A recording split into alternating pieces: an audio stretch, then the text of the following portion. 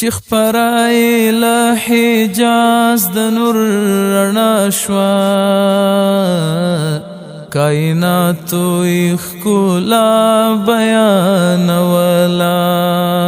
مړاوي زړونه په مفهوم د ژوند اګا شول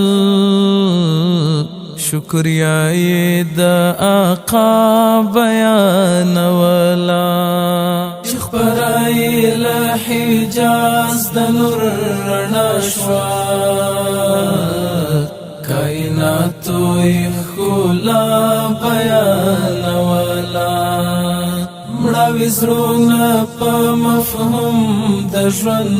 اګا شول شکریا یې د آقا بیانوله خوشبویی به یې د هست په تجسس وه هر جهت به یې لارو یا خوشبودارو مجموعه و د خلقت د ښکلاګانو ناز پرور روح پرور و عطردارو په مسکا به یې فضا شوه معطره ګلابونو یې ادا بیانوله په مسکا به یې فضا شوه معطره ګلابونو یې ادا بیانوله چې خپرای له حجاز د نور رڼا شوه کائناتو یې ښکلا بیانوله مړاوي زړونه په مفهوم د ژوند اګا شول شکریا یې د آقا بیانوله د ایمان وږمې خورې شوې په هر لوري تازګي ته حضور د شهود ومن تبسم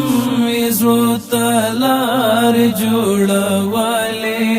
حیا زهد مجسم موجود ومن د لطیف ذات یو عفیف بنده څرګند شو گواهی پر الا الله بیانوله د لطیف ذات یو عفیف بنده څرګند شو گواهی پر الا الله بیانوله چې خپرای له حجاز د نور رڼا شوه کائناتو یې ښکلا بیانوله مړاوي زړونه په مفهوم د ژوند اګا شول شکریا یې د آقا بیانوله د عشاقو پاکیزه پاکو سینو کې او صدف صدف زړګیو کې گوهرو خلائق مستحق د محبتو خیر الناس خیر الامم خیر البشر انګازه د معصومیت او تقدس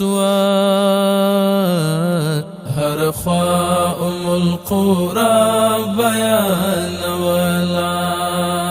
انګازه د معصومیت او تقدس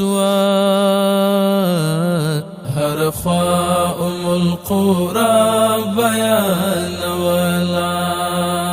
چې خپرای له حجاز د نور رڼا شوه کائناتو یې ښکلا بیانوله مړاوي زړونه په مفهوم د ژوند اګا شول شکریا یې د آقا بیانوله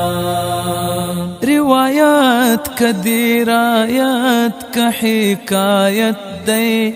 هر مضمون یلا خواږي مینې سا اخلي قلمونه باید تل پر مدح سرخي د دې حسن له حرام ښکلا اخلي د دې حسن له حرام ښکلا اخلي تذکرای پر جمال درمل زړه نه په تکرار تکرار بیا بیا بیان ولا تذکرای پر جمال درمل زړه نه په تکرار تکرار بیا بیا بیان ولا خبرای له حجاز د نور رڼا شوا کائناتو ښکلا بیان ولا مړاوي زړونه په مفهوم د ژوند اګا شول شکریه د آقا